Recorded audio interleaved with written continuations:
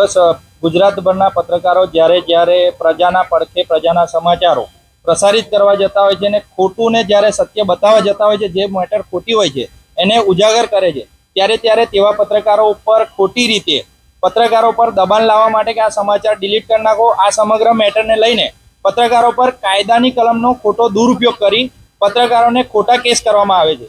એ બાબતને લઈ આજે જિલ્લા કલેક્ટરશ્રીને આવેદનપત્ર આપ્યું હતું અને આવેદનપત્રમાં જણાવ્યું છે કે જે રીતે એટ્રોસિટીની કલમનો ઉપયોગ છે તે રીતે એટ્રોસિટીમાં જ્યારે કોઈ પણ ફરિયાદ દાખલ થાય તો ઉપરના લેવલના અધિકારીઓ તે બાબતની અંદર તપાસ કરે છે, ત્યાર પછી એટ્રોસિટી દાખલ થાય છે। ત્યારે કોઈ પણ કેસની અંદર જ્યારે કોઈ ફરિયાદી બને છે પત્રકારના વિરુદ્ધમાં, ત્યારે એ પત્રકારની મેટરને સંપૂર્ણ સાચીપણે જાણવી અને ત્યારબાદ જે તે અધિકારી જો પત્રકાર ખોટો હોય તો પત્રકાર પર કેસ થાય।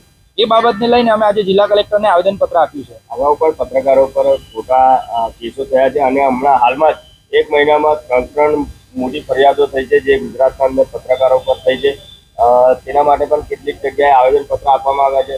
તો આવેદનપત્ર એટલું કાફી છે કે પછી આગળથી બીજા કંઈક કાર્ય કરવામાં આવશે? પત્રકાર સંઘર્ષ સમિતિ જે પત્રકારો પર 1 મહિનાની અંદર 3 પત્રકારો પર જે હુમલા થયા છે તે બાબતને સખત રીતે વખોડે છે। એ જે 3 પત્રકારો પર જે ખોટી રીતે ફરિયાદ દાખલ કરવામાં આવી છે તેના માટે પત્રકાર સંઘર્ષ સમિતિ હર હંમેશ એ પત્રકારોની સાથે છે અને રહેશે।